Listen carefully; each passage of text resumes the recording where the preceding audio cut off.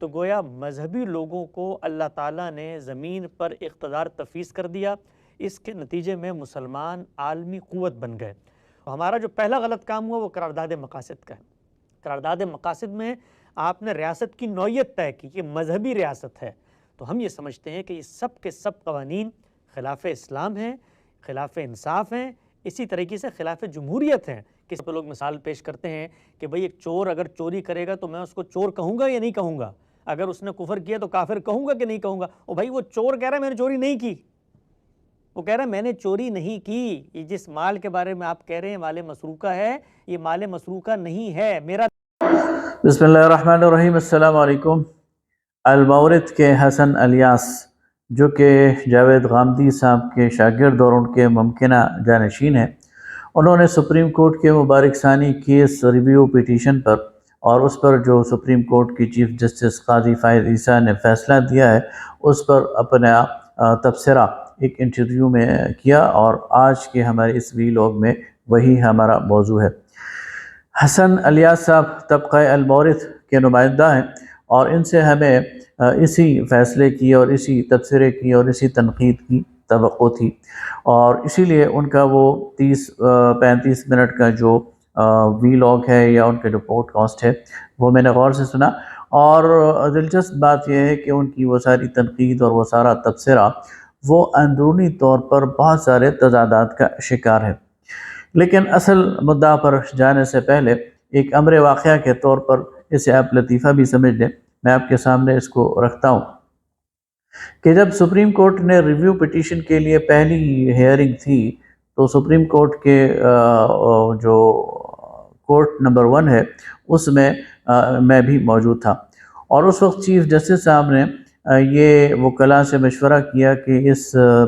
فیصلے کو ریویو کرنے سے پہلے ہمیں ملک بھر کے مختلف اداروں سے اور علماء سے آراء طلب کرنی چاہیے اور ان سے استفادہ کرنا چاہیے، اور اس میں پھر وکلاء نے بڑے نام دیے۔ اس دوران محترم چیف جسٹس صاحب نے 2 دفعہ المورد کا ذکر کیا کہ ہمیں ان سے بھی اپنی رائے طلب کرنی چاہیے، اور میرا گمان یہ ہے کہ چیف جسٹس صاحب کا یہ خیال تھا کہ شاید المورد ان کے دفاع میں آئے گی، جھنڈا بلند کرے گی اور ان کے جو سابقہ 6 فروری کا فیصلہ ہے اس کے حق میں دلائل دے گی۔ لیکن دلچسپ بات یہ ہے پھر جس کا ذکر چیف جسٹس صاحب نے نظر ثانی کے فیصلے میں بھی کیا کہ تمام طرف سے آراء آئیں، لیکن المورد نے ادارے کی طرف سے کوئی رائے دینے سے معذرت کر لی، اور انہوں نے کہا کہ ہمارے ادارے کا اس کے بارے میں کوئی رائے نہیں ہے۔ بہت بہتر ہوتا کہ حسن الیاس صاحب یہاں پاکستان میں آتے، المورد کی نمائندگی کرتے اور سپریم کورٹ کے سامنے کھڑے ہو کر وہی بات کرتے جو امریکہ میں بیٹھ کر وہ اس ویلاگ میں کر رہے ہیں، لیکن ظاہر ہے کہ وہ یہ نہ کر سکے اور انہوں نے وہ موقع گنوا دیا جہاں پر اصل میں انہیں بات کرنی چاہیے تھی اور اپنا موقف رکھنا چاہیے تھا۔ سب سے پہلی بات تو یہ ہے کہ وہ ایک لمبی تمہید باندھتے ہیں، اور اس تمہید میں یہ کہتے ہیں کہ اسلام کا آغاز اور اسلام کا ظہور ایک منظم سیاسی طاقت کے ذریعے ہوا اور ایک اسٹیٹ کے ذریعے ہوا جو ایک مذہبی ریاست تھی، وہ اس کو مانتے ہیں۔ لیکن بعد میں اسی سانس میں یہ کہتے ہیں کہ پاکستان کو مذہبی ریاست بنانے یہ غلطی تھی، اور اس میں قرارداد مقاصد کو منظور کرنا یہ سارے فساد کی جڑ۔ اب یہ ایک عجیب اندرونی تضاد ہے کہ ایک طرف وہ یہ مانتے ہیں کہ اسلام وہ اپنے اندر ایک ریاست کے لیے ایک وجود بھی رکھتا ہے، ایک نظام بھی رکھتا ہے، ایک غلبے کی خواہش بھی رکھتا ہے، ایک اقتدار کی خواہش بھی رکھتا ہے، اور اس میں علماء کا ایک بہت بڑا کردار ہے، اس کو بھی وہ تسلیم کرتے ہیں۔ لیکن دوسری سانس میں کہتے ہیں کہ پاکستان کو مذہبی اسٹیٹ نہیں ہونا چاہیے، اور پاکستان میں جن لوگوں نے قرارداد مقاصد کے ذریعے پاکستان کی ریاست کو کلمہ پڑھا دیا تو یہ گویا غلطی کی ہے۔ اصل میں اگر جاوید غامدی صاحب کے پورے فلسفے کو دیکھا جائے تو وہ تو اصل میں کہنا بھی یہی چاہتے ہیں کہ یہ جو دعوت کا کام ہے یہ تو ٹھیک ہے، انفرادی کام ہے، لیکن شریعت کو نافذ کرنا یہ فرد کا کام نہیں بلکہ اسٹیٹ کا کام ہے، اور جب اسلامی اسٹیٹ ہوگی اور مسلمانوں کی ریاست ہوگی تو وہ شریعت کے وہ قوانین جو قرآن میں آئے ہیں، جو سنت میں آئے ہیں، ان کو نافذ کرے گی۔ لیکن یہاں وہ ایک اندرونی تضاد کا شکار ہو رہے ہیں اور اس بات پر پیچ و خم کھا رہے ہیں، اور اس بات پر وہ اپنی تکلیف کا اظہار کر رہے ہیں کہ پاکستان کو ایک اسلامی ریاست نہیں ہونا چاہیے تھا، یہ وہ خود ہی وضاحت کر سکتے ہیں کہ یہ اندرونی تضاد کیا ہے اور کیوں وہ ایک اسلامی ریاست کے خلاف ہے، حالانکہ وہ خود یہ کہتے ہیں کہ شریعت کے جو نفاذ کا اور شریعت کا جو آپریٹو پارٹ ہے وہ ریاست ہی کے ذریعے نافذ ہوگا۔ جب ایک ریاست مان رہی ہے کہ وہ مسلمان ریاست ہے تو انہیں اس سے کیا تکلیف ہے؟ ان سے ایک سوال کیا گیا کہ جو مسیلمہ کذاب ہے اس کے متعلق رسول اللہ صلی اللہ علیہ وسلم نے اور ان کے بعد صحابہ کرام رضوان اللہ تعالی علیہم اجمعین نے باقاعدہ جہاد کیا۔ اب اس پر وہ جواب گول کر گئے، انہوں نے مسیلمہ کذاب کا ذکر تو گول کر دیا، لیکن یہ کہا کہ کچھ چیزیں رسول اللہ صلی اللہ علیہ وسلم کے ساتھ خاص تھیں اور وہ بعد کے لوگوں کے لیے نہیں تھی۔ حالانکہ مسیلمہ کذاب کا واحد جرم یہ تھا کہ اس نے نبوت کا دعویٰ کیا تھا، اور اس کے جرم کی پاداش میں صحابہ کرام رضوان اللہ تعالی علیہم اجمعین نے اس کے خلاف لشکر کشی کی ہے، اس کے قبیلے کو شکست دی ہے اور اسے قتل کیا ہے۔ گویا صحابہ کرام رضوان اللہ تعالی علیہم اجمعین کے سامنے ایک شخص کلمہ پڑھنے والا تھا، ایک شخص نماز پڑھنے والا تھا، ایک شخص اپنے آپ کو مسلمان کہنے والا تھا، لیکن جب اس نے ختم نبوت کا انکار کر دیا تو یہ جرم اس کے لیے کافی تھا کہ اس کے خلاف لشکر کشی کی جائے، اس کے خلاف قتال کیا جائے اور اس کو قتل کر دیا جائے۔ لہٰذا صحابہ کرام رضوان اللہ تعالی علیہم اجمعین کے اس عمل کو آپ کیسے شریعت سے نکال سکتے ہیں، آپ کیسے اس کو سند نہیں مان سکتے اور اسے کیسے آخرت بعد کے آنے والوں کے لیے ایک مثال قرار نہیں دے سکتے؟ اچھا چلیں آپ کی یہ بات مان لیتے ہیں کہ مسیلمہ کذاب چونکہ رسول اللہ صلی اللہ علیہ وسلم کی زندگی میں اس نے نبوت کا دعویٰ کر دیا تھا تو یہ رسول اللہ صلی اللہ علیہ وسلم کی زندگی کا ایک تسلسل تھا، چلیں ٹھیک ہے۔ لیکن حضرت ابوبکر صدیق رضی اللہ تعالیٰ عنہ کے دور میں کچھ قبائل نے زکوٰۃ دینے سے انکار کر دیا تھا، یہ رسول اللہ صلی اللہ علیہ وسلم کی وفات کے بعد کا واقعہ ہے، لیکن حضرت ابوبکر صدیق رضی اللہ تعالیٰ عنہ نے باوجود اس کے کہ وہ اسلام کے منکر نہیں ہوئے تھے، وہ اللہ کی توحید کے منکر نہیں ہوئے تھے، وہ اذان اور نماز کے منکر نہیں ہوئے تھے، ان کے قبائل میں باقاعدہ اذانیں ہوتی تھیں، نماز پڑھی جاتی تھی، لیکن حضرت ابوبکر صدیق رضی اللہ تعالیٰ عنہ نے اس بنیاد پر کہ انہوں نے اسلام کے حکم کا انکار کر دیا ہے، ان کو مسلمان ماننے سے انکار کر دیا، ان کے خلاف قتال کیا اور ان کو مجبور کیا کہ یا تو وہ سرنڈر کریں اور یا پھر ان کو شکست دی جائے اور انہیں وہاں سے ہٹا دیا جائے۔ لہٰذا یہ اسلامی اسٹیٹ کا کام ہے کہ وہ اسلام کا دفاع کرے، اور ہر کوئی وہ شخص جو اسلام کے کسی آرگن، اسلام کے کسی عقیدے یا اسلام کے کسی پلر اور اسلام کے کسی ستون کو منہدم کرنے کے در پہ ہو تو اس کے خلاف پھر وہ کارروائی کرے۔ یہ صحابہ کرام رضوان اللہ تعالیٰ علیہم اجمعین کی سنت بھی ہے، اجماع بھی ہے، اور قیامت تک کے لیے مسلمانوں کے لیے ایک مثال بھی ہے۔ اچھا، ایک دفعہ خود وہ یہ اقرار کرتے ہیں کہ جو مرزائی ہیں یہ مسلمانوں کو کافر قرار دے رہے ہیں، یہ مرزائی ہیں، یہ مسلمانوں کی شعائر کو استعمال کرتے ہیں، یہ امہات المومنین کی اصطلاح اپنے اس خود ساختہ نبی کی بیویوں کے لیے استعمال کرتے ہیں، یہ صحابہ کرام کی اصطلاح اس نبی کے پیروکاروں کے لیے استعمال کرتے ہیں۔ یہ بات وہ مان رہے ہیں، لیکن ساتھ ہی کہتے ہیں کہ ہم انہیں کافر قرار نہیں دے سکتے، اور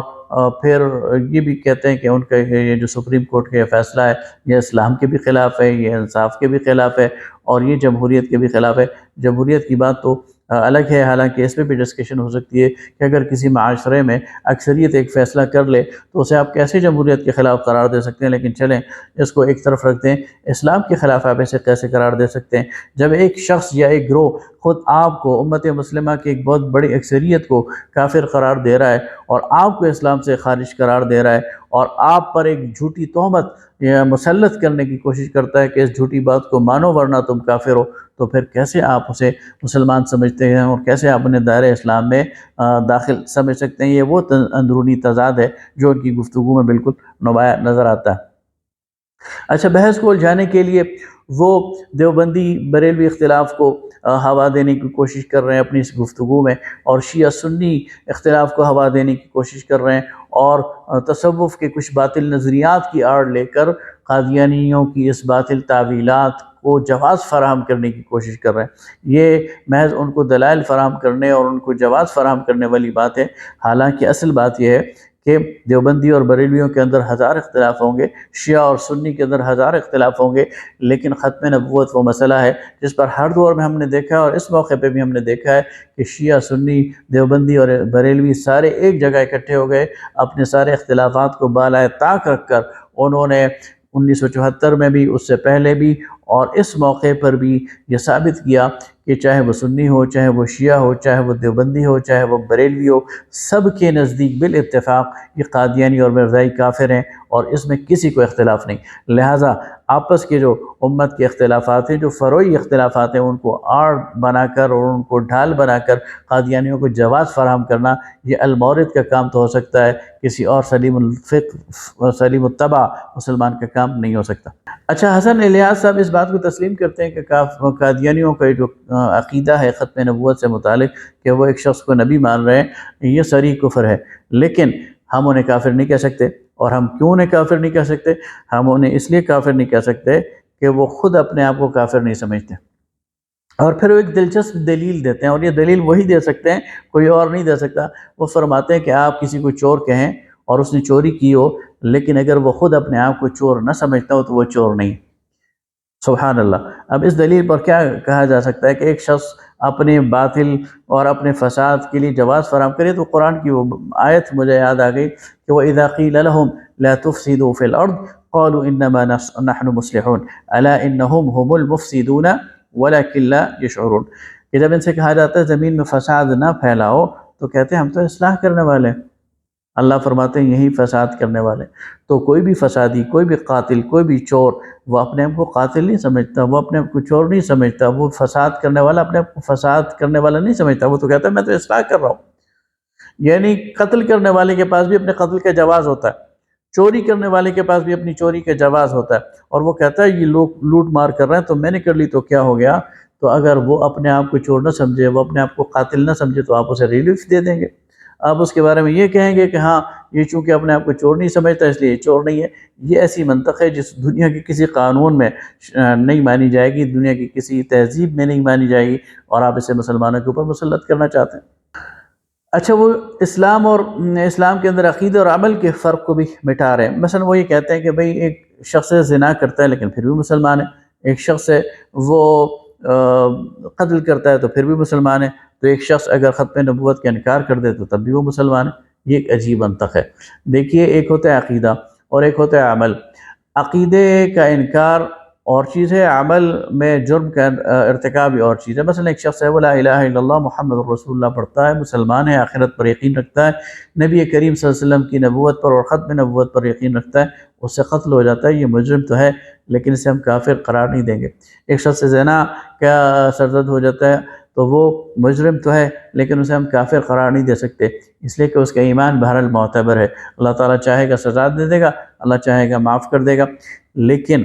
ایک شخص کا ایمان نہیں ہے، ایک شخص کا عقیدہ نہیں ہے، اور وہ کوئی نیک عمل کرتا ہے تو وہ نیک عمل معتبر نہیں ہوگا۔ مثلا ایک عیسائی ہے، ایک سکھ ہے، ایک ہندو ہے، ہندو ہوتے ہوئے، سکھ ہوتے ہوئے، عیسائی ہوتے ہوئے وہ ایک دن وہ کہے کہ میرا وضو کرنے کو جی چاہ رہا ہے، وہ وضو کر لے اور پھر ظہر کی 4 رکعت نماز پڑھ لے، تو یہ جسمانی ورزش تو ہے لیکن نماز نہیں ہے، یہ عبادت نہیں ہے۔ بے شک وہ اس میں فاتحہ پڑھ لے، بے شک وہ اس میں رکوع اور سجود کر لے، اس لیے کہ عمل کے لیے ایمان کا معتبر ہونا ضروری ہے۔ لہٰذا ایک شخص ایمان کے بنیاد پر تو مسلم اور کافر ہوگا، عمل کی بنیاد پر مسلم اور کافر نہیں ہوگا۔ لہٰذا قادیانیت کا یہ تعلق عمل سے نہیں ہے، یہ عقیدے سے ہے، اور ایک شخص عقیدے کے اندر ہی رکھنا ڈال دے اور عقیدے کے اندر ہی اس کے فتور آ جائے اور عقیدے کے اندر ہی اس کے فساد آ جائے تو پھر ہم اسے مسلمان قرار نہیں دے سکتے۔ ہاں، ایک شخص وہ اللہ کو اللہ وحدہ لا شریک مانتا ہے، رسول اللہ صلی اللہ علیہ وسلم کو اللہ کے رسول مانتا ہے، اور پھر اس سے کوئی شرکیہ فعل ہو جاتا ہے، پھر اس سے کوئی ایسا کام ہو جاتا ہے جس سے جو کہ اسلام کے مطابق نہیں ہے، تو ہم یہ کہیں گے کہ اس نے شرکیہ فعل کیا لیکن اسے مشرک قرار نہیں دیں گے، اس نے کفریہ فعل کیا لیکن اسے کافر قرار نہیں دیں گے، اس لیے کہ اس کا عقیدہ انٹیکٹ ہے۔ لیکن جہاں عقیدہ انٹیکٹ نہیں ہوگا پھر اس شخص کو ہم اسلام کے دائرے کے اندر داخل نہیں کریں گے۔ اور پھر وہ یہ کہتے ہیں کہ یہ اسلام تو برانڈ تو نہیں ہے، اسلام کسی کی ملکیت تو نہیں ہے، اسلام کسی کی آنرشپ میں تو نہیں ہے، اسلام تو اللہ کا ہے۔ اب یہاں بھی وہ ایک غلط بات کر رہے ہیں۔ دیکھیے، اللہ تعالیٰ نے مسلمانوں کو اور اس امت کو، اس ملت کو ایک ذمہ داری دی ہے، اور وہ ایک اجتماعی ذمہ داری ہے اس دین کے دفاع کی۔ اللہ تعالیٰ خود فرماتا ہے وَلْتَكُن مِّنكُمْ أُمَّةٌ يَدْعُونَ إِلَى الْخَيْرِ وَيَأْمُرُونَ بِالْمَعْرُوفِ وَيَنْهَوْنَ عَنِ الْمُنكَرِ، تم میں سے ایک گروہ ایسا ہونا چاہیے جو کہ لوگوں کو بھلائی کی طرف بلائے، نیکی کا حکم دے، برائی سے روکے. اسی طرح فرمایا کنتم خیر امۃ اخرجت للناس تأمرون بالمعروف وتنہون عن المنکر. بہترین امت ہو کہ جو لوگوں کو نیکی کا حکم دیتے ہو، برائی سے روکتے ہو. ایک اور جگہ فرمایا والحافظون لحدود اللہ، یہ لوگ اللہ کی قائم کردہ حدود کے محافظ ہیں. لہٰذا یہ رسپانسبلٹی اس امت کو اجتماعی طور پر اور اس کے علماء کو انفرادی طور پر اللہ رب العالمین نے تفویض کی ہے کہ وہ دین کے محافظ ہیں، دین کی قائم کردہ حدود کی حفاظت کرنے والے ہیں. یہ اگر وہ نہیں کریں گے تو اللہ کے ہاں مجرم قرار دیے جائیں گے. اس لیے یہ اسلام تو برانڈ ہے، اسلام تو ایک عقیدے کا نام ہے، اسلام کا ایک تشخص ہے، اور اس تشخص کی حفاظت یہ مسلمانوں کی ذمہ داری ہے. اور اگر مسلمان یہ کام نہیں کریں گے تو اللہ کے ہاں مجرم ٹھہرائے جائیں گے. اچھا، اس میں وہ یہ بات بھی کرتے ہیں اور کہہ سکتے ہیں کہ یار یہ تو اسٹیٹ کا کام ہے، انفرادی طور پر نہیں. تو قادیانیوں کو کافر تو اسٹیٹ نے قرار دیا نا، پھر آپ کو کیا اعتراض ہے؟ ٹھیک ہے، ایک فرد اٹھ کر کسی کو کافر نہیں قرار دے سکتا، لیکن اگر پاکستان کا مقننہ، پاکستان کی پارلیمان، پاکستان کی دستور ساز اسمبلی ایک قانون پاس کر دے، اسٹیٹ اتھارٹی اس کے پیچھے ہو، پھر آپ کو کیا اعتراض ہے؟ آپ تو خود کہتے ہیں کہ یہ کام اسٹیٹ کے ہیں، تو اسٹیٹ اگر یہ کام کر دے پھر آپ اسے کیوں انکار کرتے ہیں؟ لہٰذا مسلمانوں کی اسٹیٹ مسلمانوں کو کے دین کا دفاع کرنے کے لیے، مسلمانوں کو کنفیوژن سے بچانے کے لیے ایسی قانون سازی کر سکتی ہے، اور یہ مسلمانوں کی اسٹیٹ نے کی ہے.